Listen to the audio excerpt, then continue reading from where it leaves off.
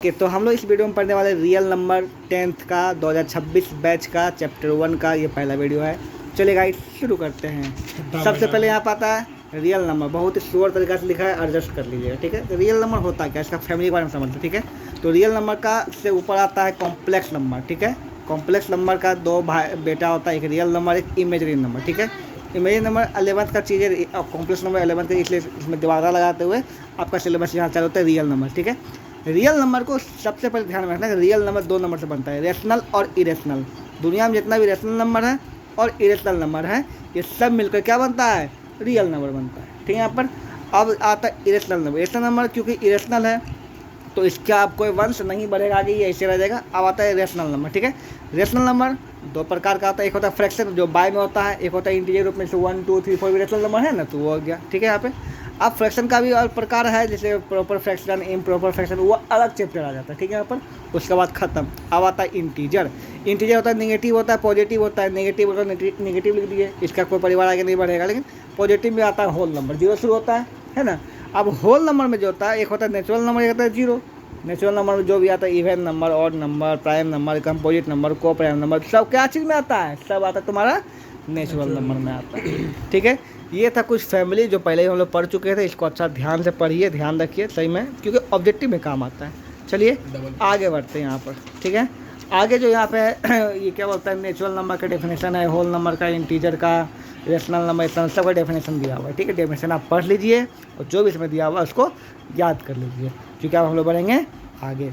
आगे का टॉपिक है अपना rational number in decimal form. तो डेसिमल नंबर जो है, रेशनल नंबर जो डेसिमल फॉर्म में दो प्रकार का होता है। कौन कौन होता है, एक होता है टर्मिनेटिंग, एक होता है नॉन टर्मिनेटिंग। हम दो नॉन टर्मिनेटिंग रिपीटिंग होता है, ठीक है। यहाँ पर इसको अच्छा यहाँ समझ पाएंगे हम लोग। यहाँ पे देखो डेसिमल एक्सपेंशन तीन प्रकार होता है, टर्मिनेटिंग होता है, नॉन टर्मिनेटिंग रिपीटिंग होता है, और नॉन टर्मिनेटिंग होता है, नॉट रिपीटिंग होता है, ठीक है। यहाँ पर तो जो टर्मिनेट जो रुक, जैसे ये रुक गया तो रेशनल नंबर है। जो नहीं रुके लेकिन कुछ ना कुछ पैटर्न पर 29 29 29 29 पैटर्न फॉलो कर रहे हैं ना, तो ये क्या हो गया बताओ, ये रेशनल नंबर हो दोनों, ठीक है।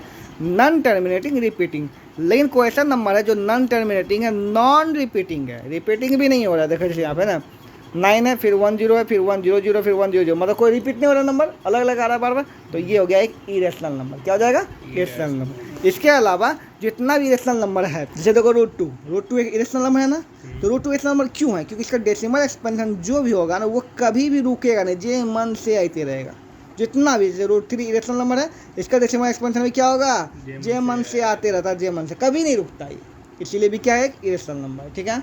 अब तुम बताओ पाई एक इरेशनल नंबर, एक इरेशनल नंबर क्या है यहाँ पे, तो पाई एक इरेशनल नंबर क्या है, इरेशनल। इसका हम 22/7 एक वैल्यू लिखते हैं, 22/7 एक रेशनल नंबर है, लेकिन पाई क्या है, एक इरेशनल। क्योंकि 22/7 का जो तुम वैल्यू निकालोगे ना, इसका वैल्यू आ जाता है, क्योंकि ये अप्रोक्स वैल्यू, पाई का क्या है, ये अप्रोक्स वैल्यू। इसका जो वैल्यू होता है 3.14 करके जो होता है वो इन्फिनिटली चलते रहेगा ज़िंदगी भर, ठीक है।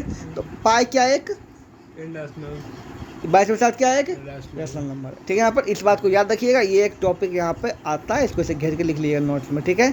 चलिए साक्षी भी लिख लीजिए इसको। चलिए अगला टॉपिक हम लोग पढ़ने वाले हैं, मतलब टॉपिक क्या बोलता है, टेस्ट करना है गिवन नंबर जो है, रेशनल नंबर क्या है, रेशनल नंबर टर्मिनेटिंग है कि नॉन टर्मिनेटिंग रिपीटिंग। जैसा कि हम लोग पहले ही पढ़ चुके हैं कि रेशनल नंबर दो प्रकार से होता है, या फिर टर्मिनेटिंग होगा, फिर नॉन टर्मिनेटिंग रिपीटिंग होगा, है ना। तो हम कैसे देख के बता सकते हैं कि कोई फ्रैक्शन ऐसे दिया हुआ है, एक फ्रैक्शन है यहाँ पे, जैसे कि ये फ्रैक्शन टर्मिनेटिंग है कि नॉन टर्मिनेटिंग रिपीटिंग है, दोनों में से कुछ एक ही होगा, कहीं है तो रेशनल नंबर, दोनों में से कोई एक चीज़ होगा ना, टर्मिनेटिंग होगा फिर क्या होगा, नॉन टर्मिनेटिंग होगा। तो दोनों में से कौन है, कैसे पता करेंगे, ठीक है। तो इसका तरीका है, इसको तुम डिवाइड करो, उसके बाद देखो ये रुकता है या फिर पैटर्न फॉलो करता है, तब कर सकते हैं। लेकिन वो बहुत ही हार्ड काम है, क्या काम है, हार्ड काम। तो उसके लिए एक तरीका निकाला है गौरव मिश्रा ने, एक तरीका निकाला है। क्या तरीका निकाला है, तो सबसे पहले इस नंबर को लिखो, जैसे कितना दिया हुआ है 17/625 है ना, तो सबसे पहले इसका शॉर्ट फॉर्म करो। और भी कट सकता है क्या, तो और ये दोनों में कोई कॉमन नहीं कर सकता, दोनों को एक टेबल में नहीं आता, ठीक है। तो नीचे वाला जो है ना डेसिमल फॉर्म में, इसको तुम फैक्टर करो, 625 को तुम फैक्टर करोगे जी, तो तुमको आएगा 5 गुना 5 गुना 5 गुना 5, 4 बार, कितना बार आएगा, 4 बार। तो इसको लिख देंगे 5/4, ठीक है। यहाँ पर ये चीज़, और 17। तो रूल ये बोलता है कि अगर किसी भी फ्रैक्शन का नीचे वाला डिनोमिनेटर का फैक्टर सिर्फ 2 और 5 का हो, किसका हो, तो वो क्या होगा, टर्मिनेटिंग हो, उसका डेसिमल क्या होगा? टर्मिनेटिंग। सिर्फ 2 का है फिर भी चलेगा, सिर्फ 5 का है फिर भी चलेगा, 2 और 5 दोनों मिला करके फिर भी वो चलेगा। तो तुम बताओ। हाँ, और को जैसे 2 हो गया, 5 हो गया, अगर 3 आ गया तब नहीं होगा, नहीं होगा। सिर्फ 2 और 5, ओनली 2 and 5 होना चाहिए, ठीक है। चलिए, तो इसमें देख रहे हैं कि 5 अकेला इसका फैक्ट है ना, 2 5 पावर 4, तो होगा कि नहीं होगा? बिल्कुल होगा टर्मिनेटिंग, ठीक है। ऐसे इसको लिख सकते हैं, देखो 2 पावर 0, अब 5 पावर 4 लिख सकते हैं यहाँ पर, 2 और 5 के फॉर्म में आ गया ना। 2 पावर 0 वैल्यू कितना होता है? 1, अब 5 पावर 4 वैल्यू हो ही जाएगा इतना, ठीक है। इसको ऐसे लिख सकते हैं यहाँ पर। तो ये एक डेसिमल एक्सपेंशन क्या इसका हो जाएगा? टर्मिनेटिंग। अब इसको लिखेंगे कैसे साफ सुथरा भाषा में? यहाँ पे देख लो, यहाँ पर, ठीक है। यहाँ पे 17 बाय इतना लिखे, पहले लिखेंगे 17 and 625 है नो कॉमन फैक्टर है, कोई कॉमन फैक्टर नहीं है, इसीलिए ये क्या एक सिंपलेस्ट फॉर्म में है। सबसे पहली बात, चलिए 625 को तोड़ लेंगे, कितना आएगा? 5 पावर 4 आएगा। लिखेंगे 5 पे power 4 is of the form of 2 power m 5 power n। अच्छा, ये कहाँ से आ गया? तो ये सूत्र है, क्या ये? फॉर्मूला। फॉर्मूला क्या बोलता है कि अगर कोई भी, देखो यहाँ पे लिखा हुआ फॉर्मूला है, क्या बोलता है कि इसका फॉर्मूला होता है, क्या बोलता है? लेट एक्स ये रैशनल नंबर, एक्स को क्या मानते हैं? तो rational number equal to p by q होगा। क्या बोलता है कि x is a terminating decimal only when q is of the form of 2 power m 5 power n। क्या बोला? एक्स का तभी डेसिमल टर्मिनेटिंग होगा, कब होगा? जब क्यू जो है नीचे वाला जो है वो किसका फॉर्म में होगा? 2 पावर m 5 पावर n। ये जो देखो बैठा आया कि नहीं, देखो इसको बोलते हैं m, इसको क्या बोलते हैं n। तो 17 बाय 2 पावर m नहीं आया, m का मान 0 आया, और 5 पावर n आया ना, यही हुआ 2 पावर m 5 पावर n के रूप में आया ना जी। तो अगर इस फॉर्म में आ गया तो m मान कुछ भी सकता है, 0 हो जाए, एक बार निगेटिव होना चाहिए। यहाँ लिखा हुआ है देखो, m जो है 0 से बड़ा होगा, ठीक है, n भी 0 से बड़ा होगा। 0 छोटा नहीं होना चाहिए, निगेटिव में नहीं होना चाहिए। इन्हें कि यहाँ पे 2 पावर -1 आ गया, वो वाला बात नहीं होना चाहिए यहाँ पे, ठीक है। 0 आ सकता है या फिर 1 2 3 आ सकता है, ठीक है। यहाँ पर यहाँ लिखा होगा m and n are positive integer, ठीक है। ओके, तो क्लियर हो गया कि m and n क्या होना चाहिए? पॉजिटिव होना चाहिए, ठीक है। यहाँ पर तो वही यहाँ पे देखो, तो वही यहाँ पे बोला कि 4 पावर 5 पावर 4 जो है is the form of 2 power m 5 power n है, बिल्कुल है। m अगर 0 ले, 2 पावर क्या ले लें? 0 ले लें, और n कितना ले लें? 4 हो गया ना, देखो 2 पावर 0 4 हो गया ना, इन द फॉर्म है। सो it is a terminating decimal, ठीक है। क्वेश्चन में था कि टर्मिनेटिंग डेसिमल निकाल करके, ठीक ना, इसका डेसिमल फॉर्म भी करो, क्या करो? दशमलव में भी करो, ठीक है। इसको भी सीख लो, दशमलव में शॉर्टकट में कैसे करते, देखो यहाँ पर समझो। दशमलव में पॉइंट में करने के तुमको डिवाइड करना पड़ेगा, 7 है 625 है ना, इसको पॉइंट में करने ऑब्वियसली बात है, तुमको 625 से लेकर के 70 को डिवाइड करना पड़ेगा, 0 पर कुछ आएगा। देखो तुमको शॉर्टकट तरीका सिखाते हैं, इतना है ना, इसको तुम तोड़ा कितना तोड़ा, देखो यहाँ 5 पावर 4 लिया ना, आया ना। तुम इसमें क्या करो, ऊपर और नीचे 2 पावर 4 मल्टीप्लाई कर दो। क्या मल्टीप्लाई कर दिए? 2 पावर, इतना कर सकते हो, 2 पावर 4 मल्टीप्लाई कर देना यहाँ पर, ठीक है। तो तुम्हारा जो 2 पावर 4 मल्टीप्लाई करने पर आएगा ना, देखो तो इसको मल्टीप्लाई कितना आएगा, ऊपर का सिर्फ देखो, 2 दूनी 4 दूनी 8 आएगा, मतलब 8 से मल्टीप्लाई कितना आएगा? 8 मल्टीप्लाई 17 इंटू 8 कितना आएगा बताओ? अच्छा, 2 दूनी 4 दूनी 8 16 ना होगा इसका, ठीक है यहाँ पे। अच्छा 4 ही क्यों लिए हम बताओ? क्यों 5 पावर कितना था? 5 पावर 4 ही था, इसीलिए 2 पावर क्या लिए? 4, दोनों पेयर बनना थे, ठीक है। 4 4 4 4, ठीक है, होना चाहिए, ठीक है। यहाँ पे तो 4 ऊपर लिए, 4 नीचे लिए, तो ऊपर का वैल्यू कितना आएगा? 17 और 16 आएगा। नीचे जो है ना, देखो चूंकि यहाँ पे 5 और 2 से क्या बनता है? क्या बनता है? 5 और 2 से क्या बनेगा? 5 और 2 टर्मिनेटिंग बनेगा, 10 बनेगा जी, 5 और 2 से 10 बनेगा ना, तो 10 पावर 4 है, मतलब 10 4 0 कितना 0? 4 को ये 4 को ये है ना, तो 4 10 पे 4 0, 1 पे 4 0 होगा, ठीक है। यहाँ पर अब सिर्फ तुमको इसको मल्टीप्लाई करना, कितना आएगा? मतलब 272 आएगा, 4 0 हो जाएगा, पॉइंट में कन्वर्ट कर दो, कितना आएगा? 0.0272।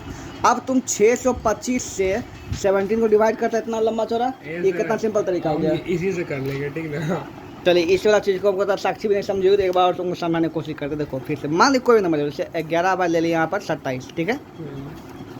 ये तो होगा नहीं पॉइंट में, ये तो दशमलव है ही नहीं, ठीक है। चलो 11 बार ले लिए 25, क्या ले लिए? 25, ओके। तो 25 से जब तुम तोड़ो कितना आएगा? 5 पावर 2 आएगा ना, आएगा है ना, ऊपर 11 है। तो तुमको इसको जब दशमलव में करना, क्या कहते हैं, पॉइंट में करना, कैसे में करना है? तो ऊपर और नीचे तुमको 2 पावर 2 2 पावर 2 लेना पड़ेगा, ले सकते हो, ठीक है। बताओ 11 इंटू 2 पावर 2 का कितना? 4 आएगा। नीचे तुमको आएगा कितना? 1 पे कितना 0 आएगा? 2 0, क्योंकि 2 है ना, तुमको इसको मल्टीप्लाई नहीं कर, तुमको देखना कि 2 है 5, 2 को 2 है तो 1 पे 2 0 ना आएगा जी, ठीक है। यहाँ पे कितना है बताओ? 44/100 आया, 0.04। अब तो क्या सिंपल तरीका। अब तुम 25 लेते हैं 11 से डिवाइड कितना लंबा चौड़ा हो जाता है, इतना सिंपल हो गया। ठीक है यहाँ पे और एक तरीका है, देखो यहाँ पे मान ले दे दिया, यहाँ पे 16 दे दिया, नीचे दे दिया तुमको यहाँ पे 512, कितना दिया 512। अब तुम 512 लो, ठीक है, 16 से डिवाइड करो। दूसरा तरीका हम तुमको बताते हैं, देखो 512 तो 2 दूनी 4 दूनी 8 दूनी 16 दूनी 32 दूनी 28 दूनी 256 दूनी 512, मतलब 2 पावर 3 3 6 2 8, 2 पावर कितना होगा 8। ठीक है, तो 16 अब गुना कितना करना पड़ेगा बताइए, बताओ 5 पावर 8 ऑब्वियसली, ऊपर 5 पावर 8। ठीक है, तो नीचे तो तुम्हारा 8 0 आ जाएगा। अब 5 पावर 8 का वैल्यू कितना आता है देख लो, उसके बाद नंबर 16 से मल्टीप्लाई कर दो, उसके बाद हो जाएगा 8 पॉइंट के बाद 0 दे देना। तुम पागल। चलिए अगला एग्जांपल लेते हैं यहाँ पर, so that 66/180 is a non terminating decimal, repeat करना। ठीक है यहाँ पर, तो 66 बाय क्या होगा 180 आएगा ना। सबसे पहली बार इसको तुमको तोड़ना था, तोड़ा कि नहीं तोड़ा, तोड़ दिया। यहाँ पे कितना आएगा, क्योंकि कॉमन फैक्टर है इसमें है ना 30, कितना आगे बता 11/30। और हम जानते हैं 30 का फैक्टर कितना होता है, बताओ 2 × 5 × 3, 2 5 तो आया, 3 भी आ गया ना, खत्म, ये ज्वाइन नहीं होगा। ठीक है, लिख दो यहाँ पे ना, हेयर ही 3 इज फैक्टर ऑफ 30 है ना, other than 2 and 5, so it is non terminating repeating decimal expansion. काम खत्म हो गया, आगे बढ़ते हैं इसी वीडियो के साथ, इसी के साथ पार्ट 1 तुम्हारा खत्म हो गया। अब आता है फंडामेंटल थ्योरम ऑफ अर्थमेटिक। हम तो फंडामेंटल थ्योरम ऑफ अर्थमेटिक क्या बोलता है कि fundamental theorem is also called prime factor, मतलब किसी भी नंबर का जब प्राइम फैक्टर करते हैं ना, उसी को बोलते हैं फंडामेंटल थ्योरम ऑफ अर्थमेटिक, और कुछ नहीं है। ठीक है, यहाँ पे अर्थमेटिक मतलब मैथ ही होता है। ठीक है, यहाँ पर जैसे 662 462 है ना, इसको ब्रेक डाउन कर दिया प्राइम फैक्टर में, तो वही होगा फंडामेंटल थ्योरम ऑफ अर्थमेटिक। नाम बड़े दर्शन छोटे, वही वाला बात है यहाँ पे। ठीक है, यहाँ पर तो ये काम खत्म। अगला टॉपिक इस पे आता है कि फाइन एलसीएम, ये LCM and HCF using fundamental theorem of या फिर प्राइम फैक्टराइजेशन। ठीक है, तो चलो इसको करते हैं। ठीक है, सबसे पहले क्या था, फाइन एलसीएम एचसीएफ निकालना है 612 और 314 का। सबसे पहले दोनों को ब्रेक डाउन करेंगे, प्राइम फैक्टर में तोड़ दिए। ठीक है, उसके बाद क्या करना है, उसके बाद ध्यान से समझो आप। ठीक है, यहाँ पे देखो, तो मैं यहाँ करके दिखा दो बड़ा सा, इसीलिए बोलते देखो इसको ऐसे तोड़े ना, तो तुमको देखना पड़ेगा क्या 2 है।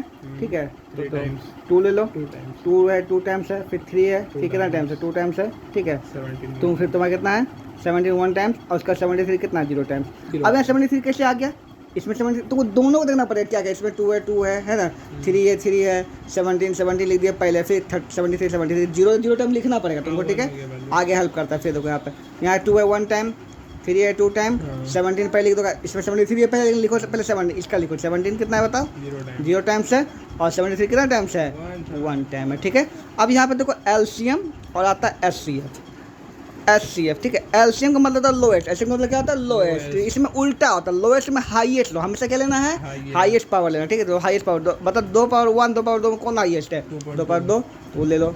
ठीक है, 3 पावर 2 3 पावर 2 में 3 पावर 2 ये हो जाएगा, कोई दिक्कत नहीं है। यहाँ पे 17 0 है 1 है, क्या लेना पड़ेगा 1 लेना पड़ेगा, और 73 0 है 1 है, 1 लेना पड़ेगा। ठीक है, यहाँ पर ये हो गया। ठीक है, इसको मल्टीप्लाई कर दो, आ गया। ठीक है, एचसी का मतलब क्या होता है हाईएस्ट कॉमन फैक्टर, तो नाम है हाईएस्ट, लेना क्या है लोएस्ट लेना। ठीक है, 2 पावर 1 और 2 में कौन है 1 वाला कम है। ठीक है, 3 पावर 2 2 दोनों में है। ठीक है, यहाँ पर और 71 0 और 1 0 लेना पड़ेगा, और 73 वाला में 0 और 1 क्या लेना पड़ेगा 0 लेना पड़ेगा। ठीक है, अब यहाँ जानते हैं इसका क्या होगा 2 होगा, इसका क्या होगा 9 होगा, इसका वैल्यू कितना होता है 1 होता है, इसका वैल्यू क्या होता है 1 होता है, 1 × 1 ले लो, काम करता है 9 18 हो गया आंसर। ठीक है, ये हो गया तुम्हारा एचसीएफ, ये हो गया तुम्हारा एलसीएम। तरीका सिखा दिया यहाँ पर, यहाँ लिखा हुआ है product of common term lowest power है ना। एचसीएफ क्या होता है लोएस्ट पावर, एचसीएफ क्या होता है हाईएस्ट पावर, ये समझाने के लिए यहाँ लिखा हुआ है, एग्जाम में मत लिख देना वहाँ। ठीक है, यहाँ पर एग्जाम में तुमको सिर्फ बना देना, यहाँ जैसे तुमको सिखाया यहाँ बनाने के लिए। क्लियर, कोई दिक्कत नहीं। आगे बढ़ते हैं नेक्स्ट टॉपिक की ओर, relation between LCM and HCF of 2 number. इस बात को याद रखना, रिलेशन जो होगा एलसीएम एचसीएफ के बीच में, वो हमेशा किसके नंबर के बीच में होगा 2 नंबर के बीच में, 3 नंबर के नहीं आता, 2 ही नंबर के लिए आता है। क्या क्या आता है देखो, क्या बोलता है 2 नंबर का प्रोडक्ट जो होगा, नंबर ऑफ 2 प्रोडक्ट है ना, product of 2 number equal to their HCF into LCM. ठीक है, यहाँ पर इसको थोड़ा सा समझते हैं बोल क्या रहा है। ठीक है, तो 2 का नंबर गेस करते हैं, एक नंबर लेते हैं 24, दूसरा नंबर लेते हैं 32। ठीक है, चलो 24 और 32 का निकालते हैं एचसीएफ और एलसीएम। एलसीएम निकालो जल्दी से फटाफट 24 और 32 का। ठीक है, फटाफट निकाल के दिखाता हूँ वीडियो में। इन 2 नंबर का एलसीएम निकाले 96 आया, एचसीएफ क्या निकाले, चलो अब जाओ देखो 96 और 8 मल्टीप्लाई करो कितना आएगा 18 का, बाकी 4 8 72 4 76 इतना आया। चलो आप दोनों अंक को मल्टीप्लाई कर देखो, 32 और इसको मल्टीप्लाई कर देखो, 4 टू 8, 3 टू 12, 4 और 6 करो मल्टीप्लाई, कितना आता है 8, 6 और 7। देख रहे हो? तो हमने क्या सीखा? हमने ये सीखा कि दो नंबर्स का मल्टीप्लाई उनके ही एलसीएम और एचसीएफ के मल्टीप्लाई क्या होता है? बराबर होता है। मतलब दो नंबर का प्रोडक्ट है ना, प्रोडक्ट जो ये दो नंबर प्रोडक्ट जो आया equal to their LCM into their HCF. तो वही तो यहाँ पे दिया गया है ना, product of two number equal to HCF into LCM. अब इसी तर्ज पर हमारा 3 फार्मूला बनता है। क्या क्या बनता है देख लेते हैं। तो लेट करते हैं कि एक नंबर है ए, दूसरा नंबर है B. A into B equal to क्या होता है बताओ? एलसीएम इंटू एचसीएफ होता है ना। तो अगर तुमको निकालना है एलसीएम, क्या निकालना है? एलसीएम। सोचो जरा सा, ठीक है। एलसीएम निकालना है तो ई निकालना अगर है तो ई नीचे नहीं आ जाता है, यहाँ पर आ जाता है ना। फॉर्मूला हम जानते हैं ना, इक्वेशन सॉल्व करते हैं ना, जो मल्टीपल नीचे आ जाता है। तो वही होगा, क्या होगा? ए इंटू बी बाय क्या होगा? एचसीएफ हो जाएगा, हो जाएगा। चलिए आगे हमको निकालना है क्या? एचसीएफ। क्या निकालना है? एचसीएफ। तो क्या होगा फिर वही चीज़, एचसीएफ निकालना है तो ये नीचे आ जाएगा। क्या होगा बताओ? ए इंटू बी बाय एलसीएम होगा, ठीक है। अब ये हो गया दो फार्मूला और बनता है यहाँ पर। देखो क्या बनता है दो का फार्मूला और, कि अगर हमको निकालना है एक नंबर को भी निकालना, क्या निकालना है? एक नंबर, ठीक है। तो एक नंबर कहाँ चल जाता है? नीचे चल जाएगा, ठीक है। मतलब हो जाएगा LCM into HCF by other number, ठीक है। एक नंबर निकालना है तो 1 नंबर इक्वल टू क्या होगा बताओ? LCM into HCF by other number. 1 number equal to LCM into HCF by other number. ये 3 फार्मूलाज बनता है जो कि यहाँ दिया हुआ है। देखो LCM equal to product of number बोलो या फिर A into B by HCF. Okay, तो फैक्ट ये बोलता है कि HCF always divide LCM complete. मतलब एक बात दिमाग में हमेशा डाल लो, क्या ऑब्जेक्टिव में कई बार पूछा, बोर्ड में पूछा, ठीक है। इस पर क्वेश्चन भी बना है कि किसी भी नंबर का एलसीएम एचसीएफ जो होगा हमेशा क्या होगा? एक दूसरे को डिवाइड करें। इस पर बोर्ड में क्वेश्चन कैसे बना था, इस क्वेश्चन को यहाँ पे जो भी हो नोट कर लो, ठीक है। देखो क्वेश्चन कैसे बना था बताते हैं, ठीक है। बोलता है कि A and B are any 2 numbers. क्या बोला? एनी 2 नंबर्स, है ना। Say that 24 and 7 can be their LCM and HCF. क्या बताना है? कि ए एंड बी कोई नंबर है, आपको बताना है क्या इन नंबर का 24 और 7 क्या इसका एलसीएम एचसीएफ बन सकता है? तो नहीं बन सकता है। किसी भी दो नंबर का एलसीएम एचसीएफ तो क्या करना चाहिए? कंप्लीट डिवाइड करना चाहिए ना। ये कितना? 24 से 7, 24 से 7 कंप्लीट डिवाइड होता है क्या? बिल्कुल नहीं होता है। तो ये आंसर यहाँ पर क्या हो जाएगा? ऑप्शन में क्या हो जाएगा? नो होगा। क्या हो जाएगा?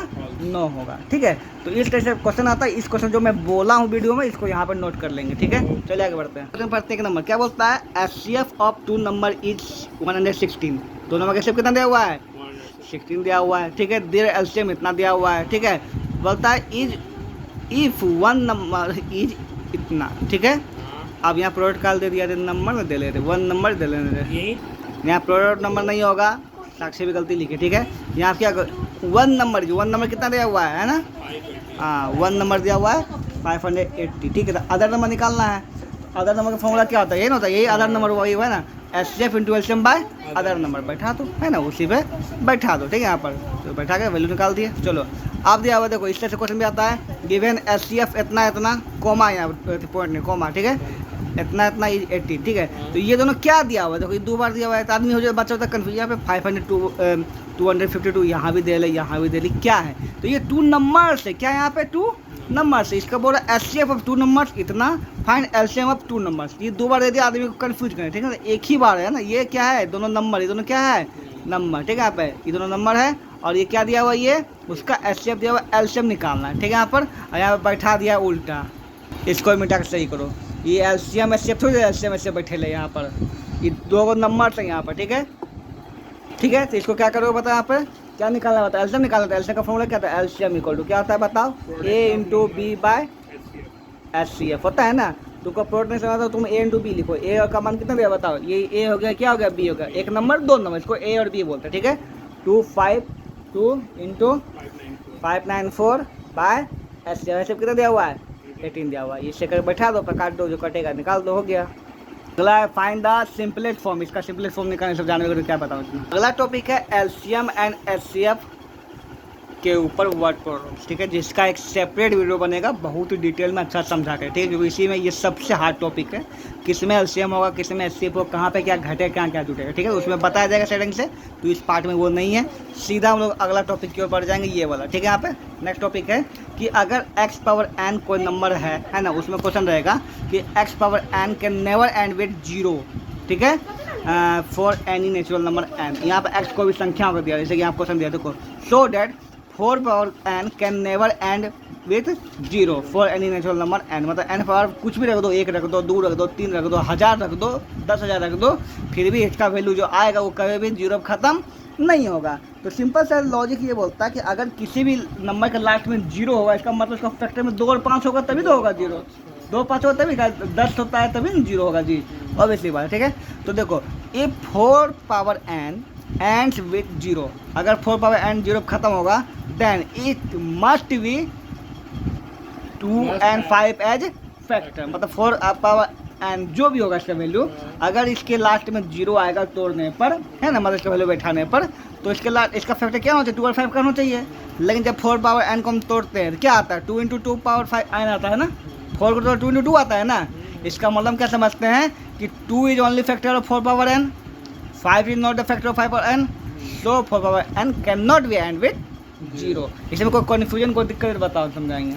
अगर n का वैल्यू हम 5 पुट कर दिए, उससे कोई फर्क नहीं पड़ता, 4 बार 5 होगा, 20 हो गया, उसमें फिर फैक्टर बन जाएगा। बौरा नहीं करेगा, 4 पावर 5 4 × 5 लिखो, 4 × 4 × 4 5 बार लिखो जी।